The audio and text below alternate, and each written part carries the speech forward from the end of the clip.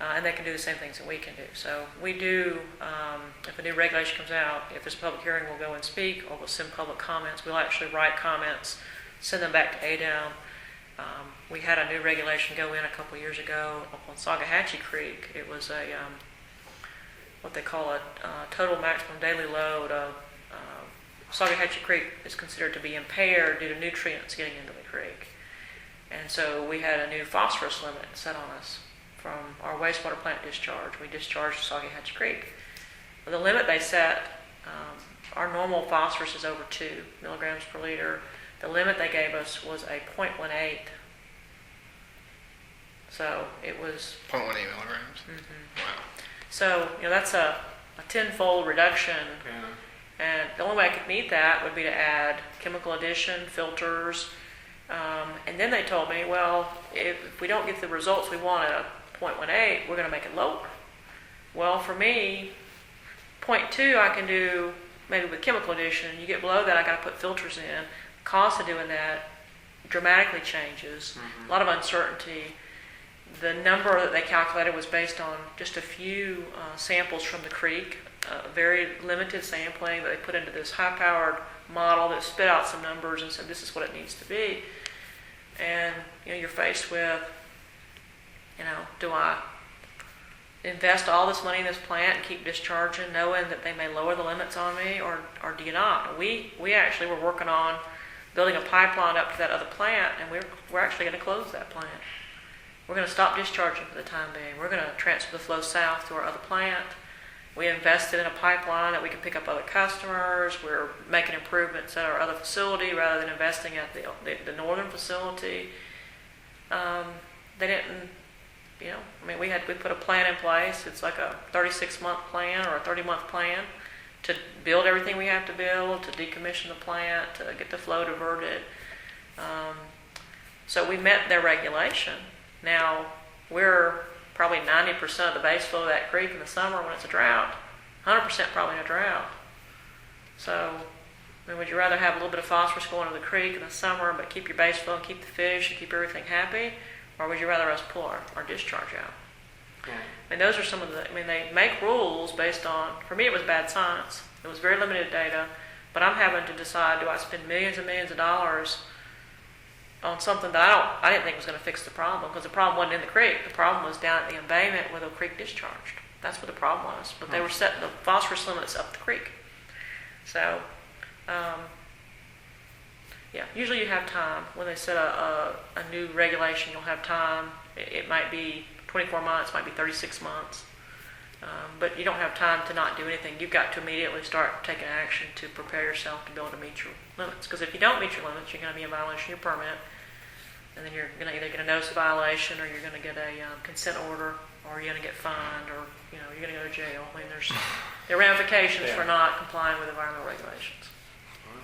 Is the complaint process is it worthwhile? Is it something that you think has an effect on the overall process, or is it just you've had your say, now do what we tell you? You talk about the complaint process with the regulatory agencies? Yeah, when they pass down a new rule and you go and complain about it, or well, for instance, on Sagahatchee Creek, that was going to get passed no matter what. EPA was behind that. EPA was pushing the state. The EPA was threatening to take over the state's program if the state didn't do what EPA wanted. There was no way to stop that from being enacted other than us filing a lawsuit against the state of Alabama and the federal government. Is there a point where you guys would consider doing something like that? Sure. If it's something that we feel like is going to be detrimental to the city or to our citizenry, we would consider it. But it's very difficult to fund that. You're going to have to take your ratepayers' money and pay to sue. Oftentimes you'll see a class action. You'll see cities band together to go and fight something. The new stormwater water regulations that I was talking about that we've prepared for and that we've hired for and we've staffed for and we've gotten ready, there are cities in Alabama that have actually filed a lawsuit against ADEM to try to stop it. We're not participating in that. We're kind of neutral on that. We can meet the new regulation, and we've been preparing ourselves to meet the regulation, and we knew it was coming, and we found a way to fund it, and our council is supportive of it and has bought in and has allowed us to do what we need to do to prepare ourselves to meet those regulations. But Yeah, there are people get in litigation with ADEM and the federal government all the time. And sometimes you have to do that if what they're asking you to do is either so burdensome or so costly, or it's based on bad science, and you know that what they're asking you to do isn't going to fix the problem. Sometimes you have to challenge the regulatory community and say, we don't agree with this. So. Well, I'm Yeah, satisfied I'm with good. I think we that got a amendment. lot of questions, covered a lot of ground here. Okay. So, If you don't mind, could we have just like a little bit of personal information? You said you graduated from Auburn. I like, did. Degree, like what did you graduate in? I graduated in civil engineering. I got my bachelor's degree in 1992, and then I stayed and got my master's degree in civil engineering. Got a master of science in civil engineering. How much time did you say you spent in the private sector? I spent 14 years in the private sector. 8 years I was a consulting engineer working for private utilities and city municipal governments. And then I spent 6 years at a private, not-for-profit utility that we did water, wastewater, and reuse. So I spent 14 years in the Panhandle of Florida, and then I moved back to Alabama and came here. Okay. And just one more question then. Do you think somebody without that private sector experience could be doing the job that you're doing now? That's a tough question. The experience that I have is very diverse, which would be very difficult to get having been here.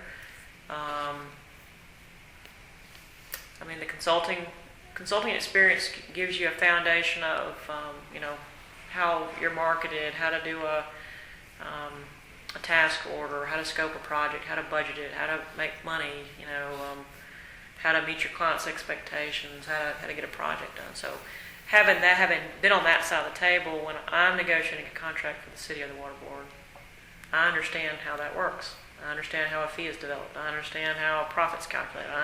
So it makes me better able to negotiate on behalf of the city because I know how that side of the business works. Having come from a private utility and having been around a wastewater plant, water wells, and staffing and HR and all that, and that gives me a different perspective coming here also, which has been very valuable.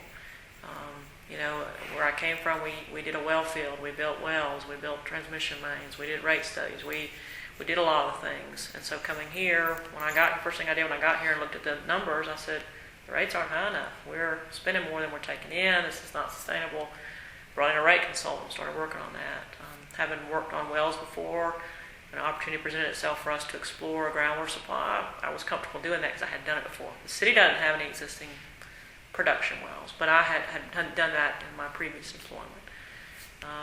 Dealing with big plant projects, big wastewater plant upgrade projects. Very comfortable with that because I used to do that. I did a lot of master planning, and then I did a lot of big wastewater plant projects as a consultant. And then when I was at the utility, I oversaw projects. So just having the variety of experience that I did coming here at this time, I was a good fit for the city, and the city a good fit for me because the things I've been called upon to do, like the TMDL issue on Tuckahatchee Creek fighting that. Well, I've been through an administrative battle in Florida over a water supply permit. So all of that, while it's not exactly the same, you build on the experience that you've gotten, and you make contacts in different areas. So I can call up a utility manager in the Panhandle and I can say, I got this contract, this is what I'm thinking about doing. You can learn from other people's experience. You can call other people and ask them what they think. Mm-hmm. Use your experience, and then use the experience of the staff that's here. The city of Auburn is 180 degrees different from what I came from.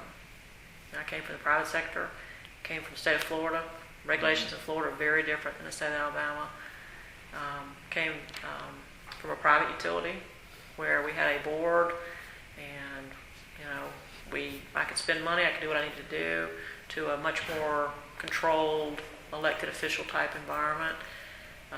We had groundwater supply in Florida. This is a surface water supply here. We had 73 lift stations at the utility I came from. We're primarily gravity sewer here. It's completely opposite, but it's the same. That sounds kind of weird, but it's the same. It's doing what we do. I came from beach sand and PVC pipe and flat ground to all kinds of terrain here, and all ductile iron pipe and rock, and so there's different challenges here, but it's still still works the same.